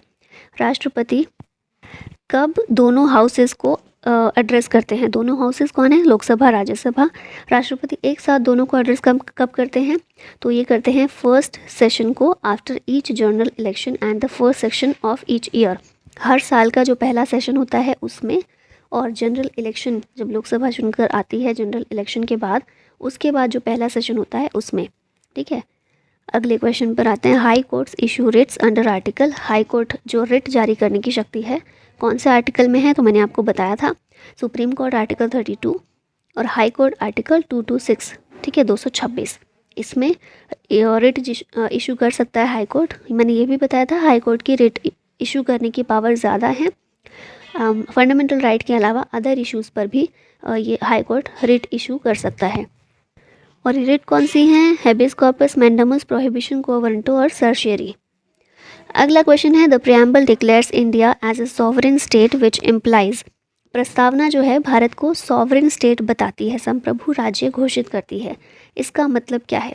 इसका मतलब ये है कि भारत फ्री है to conduct her internal as well as external affairs. हमारा जो भी इंटरनल मामले हैं, जो भी एक्सटर्नल अफेयर्स हैं, उन्हें हम खुद से कंडक्ट कर सकते हैं। हम फ्री हैं खुद से कंडक्ट करने के लिए। कोई और हमें नहीं बताएगा कि आपको इस कंट्री के साथ रिलेशन रखने हैं, इसके साथ नहीं रखने हैं, या फिर आपको ये पॉलिसी बनानी है, ये नहीं बनानी, ये कोई भी नहीं हमें बता सकता। The power of supreme court of India to decide the dispute between the centre and state falls under its. जो सुप्रीम कोर्ट ऑफ इंडिया की पावर है to decide dispute between centre and state, centre, केंद्र और राज्यों के बीच विवाद जो होता है उसको डिसाइड करने के लिए, उसका फैसला करने के लिए सर्वोच्च न्यायालय की शक्ति को कौन सी शक्ति कहते हैं? तो ये जो है सर्वोच्च न्यायालय की ओरिजिनल ज्यूरिसडिक्शन होती है, जिसके तहत सुप्रीम कोर्ट केंद्र और राज्यों के बीच विवादों का निपटारा करता है। यहाँ पर ये देख लीजिए, एडवाइजरी ज्यूरिसडिक्शन कौन से होते हैं? If in a matter of law the lower court or any constitutional body seeks assistance or advice from the high court. Advisory मतलब क्या होता है? किसी को एडवाइस करना। तो जब भी लोअर कोर्ट किसी भी कॉन्स्टिट्यूशनल मामले में एडवाइस मांगती है तो इसे कहते हैं एडवाइजरी ज्यूरिसडिक्शन। एपेलेट ज्यूरिसडिक्शन कौन सा होता है? अपीलीय क्षेत्राधिकार। मतलब किसी भी लोअर कोर्ट ने कोई डिसीजन दिया है लेकिन उसे रिव्यू करवाना चाहते हैं हम, तो फिर ऊपर की अदालत में जाते हैं, तो वही होता है अपीलीय ज्यूरिसडिक्शन। ओरिजिनल ज्यूरिसडिक्शन कौन सा है? वो वाला ज्यूरिसडिक्शन जिसमें सीधे हम सुप्रीम कोर्ट में ही जा सकते हैं। जैसे कि दो या दो से ज़्यादा स्टेट के बीच में कोई वो हो गया, कोई इशू क्रिएट हो गया है, या फिर कोई पब्लिक मैटर है, ठीक है, इस तरह के ओरिजिनल ज्यूरिसडिक्शन होते हैं। और कॉन्स्टिट्यूशनल ज्यूरिसडिक्शन कौन से होते हैं? जो संविधान से रिलेटेड कुछ भी मैटर आता है तो उसको बोलते हैं संवैधानिक क्षेत्राधिकार। The oath of office is administered to the members of state council of ministers by. जो राज्य मंत्री परिषद होता है, स्टेट काउंसिल ऑफ मिनिस्टर्स होते हैं, उनके सदस्यों को शपथ कौन दिलाता है? तो ये हैं हमारे गवर्नर। स्टेट्स में गवर्नर दिलाते हैं, और जब हम बात करते हैं सेंटर में, सेंट्रल गवर्नमेंट के जो भी मिनिस्टर्स हैं, यूनियन मिनिस्टर्स हैं, उनको शपथ दिलाते हैं president. The parliament can restrict or abrogate by law fundamental rights with respect to. संसद कानून के द्वारा इनमें से कौन से मौलिक अधिकारों को प्रतिबंधित या फिर निरस्त कर सकती है? रिस्ट्रिक्ट या फिर एब्रोगेट कर सकती है। तो आंसर होगा ऑल ऑफ द अबव। क्या क्या बोला गया है? The members of armed forces. Armed forces के मौलिक अधिकार नहीं होते हैं बट पार्लियामेंट कभी भी उनको रिस्ट्रिक्ट कर सकती है, प्रतिबंधित या निरस्त कर सकती है। The forces charged with the maintenance of public order. ऐसी फोर्सेस जिन्हें पब्लिक ऑर्डर बनाने के लिए, पब्लिक ऑर्डर मेंटेन करने के लिए रखा जाता है, जो काम करते हैं। और the persons employed in any bureau or other organisation established by the state for purpose of intelligence. Intelligence bureau या फिर इंटेलिजेंस के पर्पस से जो भी लोग इसमें काम कर रहे हैं, इस तरह के ब्यूरो में या फिर ऑर्गेनाइजेशन में, उनको भी, उनके मौलिक अधिकारों को भी प्रतिबंधित या फिर निरस्त किया जा सकता है। अब ये लास्ट में क्वेश्चन है आप लोगों के लिए, हम एंड में फाइनली पहुंच गए हैं। क्वेश्चन है, who appoints the controller and auditor general of India? CAG को अपॉइंट कौन करता है? Prime minister, chief justice of India, president या फिर वाइस प्रेसिडेंट? इसका राइट आंसर दीजिएगा कमेंट बॉक्स में। और इसी के साथ फाइनली होता है इस वीडियो का एंड। आई होप आपकी बहुत सारी चीज़ें रिवाइज हो गई हों और आपको ये हेल्प करे आपके जो भी अपकमिंग एग्ज़ाम है। All the best for all of your exams and thank you so much for watching the video. मिलते हैं नेक्स्ट टॉपिक के साथ नेक्स्ट वीडियो में। Thank you so much watching this. जय हिंद।